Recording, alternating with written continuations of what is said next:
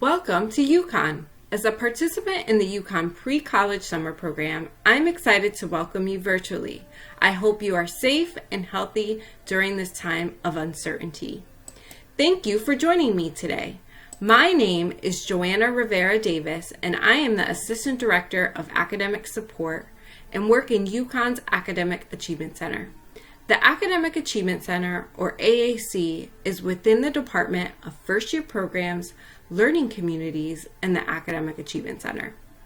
Today's workshop is on talking to professors, but before we get started, I wanted to share with you more information about UConn and what it means to be a Husky. Before you know it, you will be transitioning to college, and my hope is that you'll have the opportunity to attend UConn.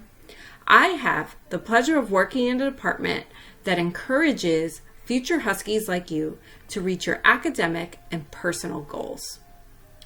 Each office within our department encourages curiosity, self-awareness, and connectedness starting in your first semester at UConn.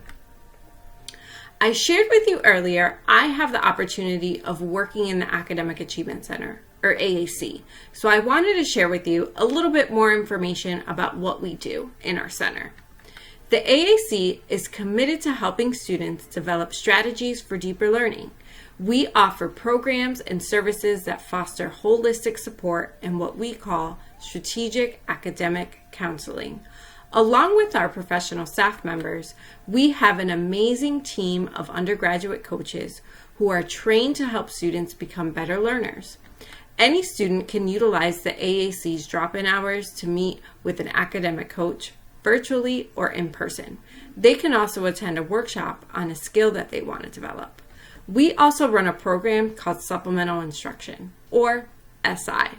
SI is a program that has students who've already taken a traditionally challenging class with a specific instructor.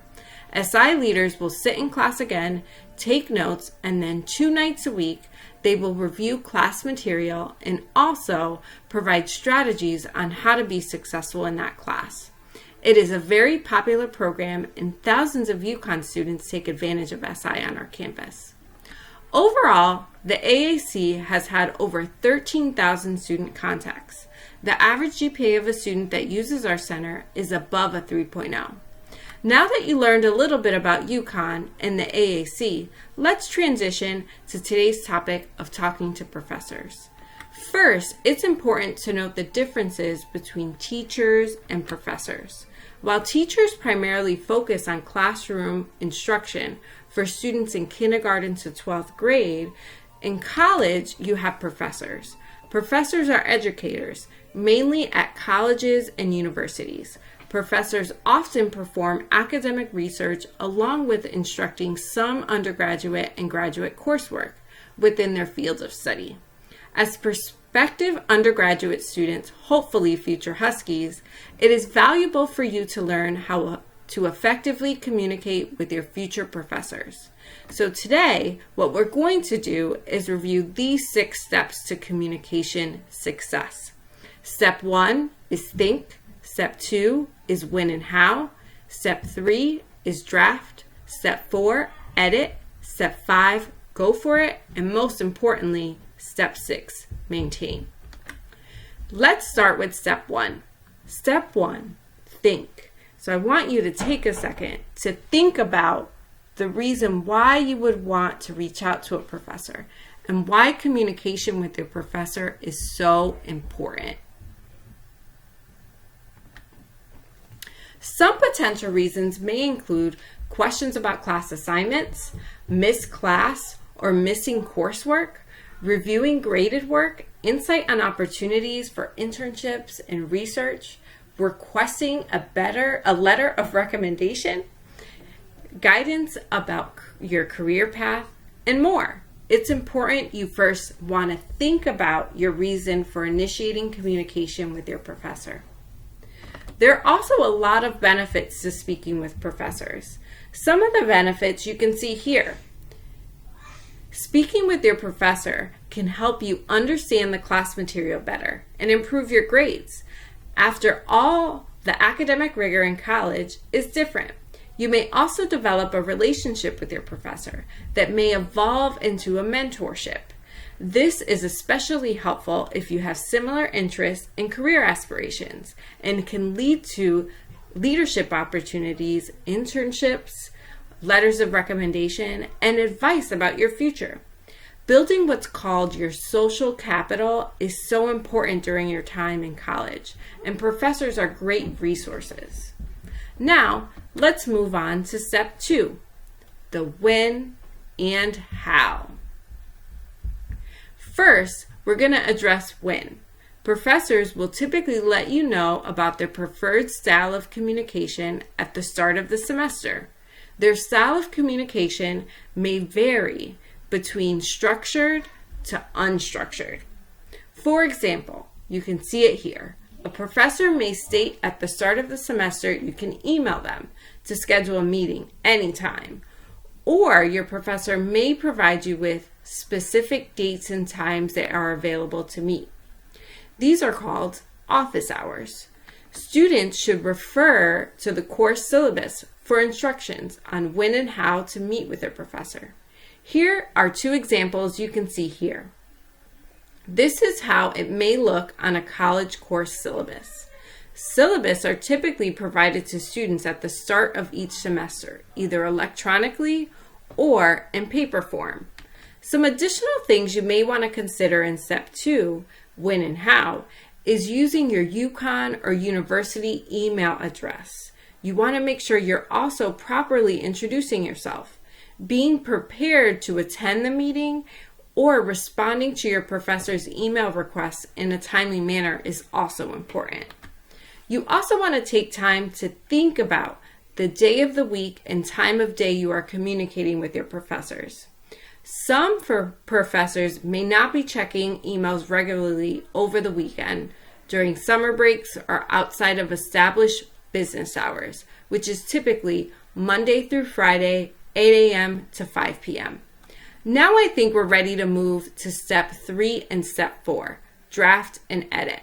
Next, I will display 2 examples to provide you with a point of reference in drafting written communication to a professor. First, let's start with an example of a student requesting a meeting with a professor. I will first provide you with a draft, which is step 3, and then we will move to editing, which is step 4. Here's our first draft. Let's read it.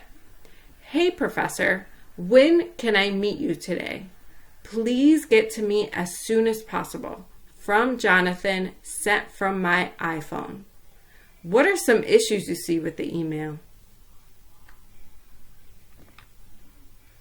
Some of the things I see here is when you're taking time to write an email to a professor, it's really important that you're professional in your email. So when you're taking time to edit your email communication, you want to consider the following, which is step 4, the context in which your communication with your professor, your word choice, your tone, punctuation, and clarity to assist with getting your request met and their response. And lastly, it's important to take time to reread your email. I found it helpful to read my emails aloud before sending them. So let's go through this first draft example again. First, there are some tone issues. Beginning your email with the word hey is not the tone you want to use when you're communicating with the professor. The email is also missing the professor's name, as well as the reason why you want to meet, and did not include when you were available to meet. The content of the email is also spaced out inappropriately. You want to consider the time you're sending your email to reflect your professor's availability. As we previously discussed, it's important you communicate during normal business hours, Monday through Friday, between 8 a.m. and 5 p.m. Lastly, I would also remove sent from my iPhone. That doesn't seem like a professional closing you would want to include in an email to a professor. Here's a revised version of the email. Let's read it together. Hi, professor, last name. My name is Jonathan. PSID 1, 2, 3, 4, 5, 6, 7. I wanted to find time to meet this week to review my midterm exam for your COM 1000 course. Unfortunately, I am in class during your weekly office hours. Are you available to meet tomorrow, 11 a.m. to 1 p.m., or on Friday from 10 a.m. to 11:30 a.m.? From Jonathan. You can see in this revised version, the tone of the email is definitely more professional, starting with the professor's name, a proper introduction of the student, including their student ID number. You can see it here as the PS ID. As well, you can see the context around the reason for this student's email.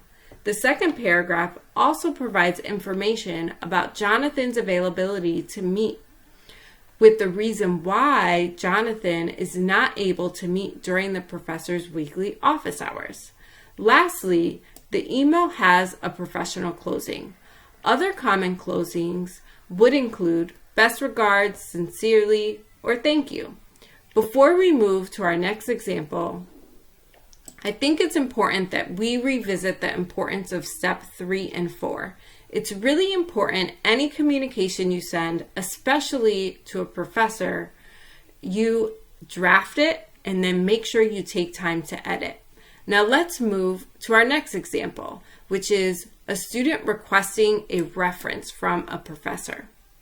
I want to show you first the example of the draft. Here it is. Let's read it together. Good morning, Professor. I hope life is treating you well. I am emailing you to ask your permission to use you as a reference in anticipation for my graduation from my sociology program. Sincerely, Jonathan the Husky. How would you edit this email? Here are some of my thoughts. First, the greeting does not include the professor's last name. There is no context that includes the student introducing themselves and the course they are enrolled in with that professor. The overall wording of the email is a bit awkward, especially because it is only one sentence. The student would also want to include the qualities their professor can speak to, as well as information about jobs they are applying for. It is also helpful for students to attach a copy of their most up-to-date resume. Now that you've had 2 examples of drafting and editing emails to professors, let's revisit why well-written emails are so important in communication with professors. Why is this all important? Like we discussed earlier, teachers and professors are different. Often, professors are stretched for time due to other responsibilities they may have, like research or involvement on campus-wide committees or organizations. It's important your communication with your future professors are clear, concise, and professional. Now that we have an understanding of the why, as well as reviewing 2 samples and examples of written communication with professor, now it's time for step 5. Go for it. After editing, make sure you are rereading your email. You want to hit send. Attend your professor's office hours and make sure you speak to your professors before and after class. Now let's move to step 6. This is the most important step. Maintain. Relationships are a 2-way street. Don't just show up when you need help. Communication, the human connection, is the key to personal and career success. Maintaining an open dialogue with your professor so that they have a chance to get to know you and help you throughout your journey at UConn. It's what we talked about earlier, you maintaining your social capital in college. In summary, we reviewed these 6 steps to communication success. I hope they were helpful. Again, my name is Joanna. Feel free to reach out to me with any questions you may have about the UConn experience. My email you can see here, or you can visit me on WebEx using the link displayed on this slide. I wanted to take the time to also thank you for your attention, and don't forget to visit the AAC website at achieve.uconn.edu. Take care, be safe, and I look forward to you becoming a Husky in the near future.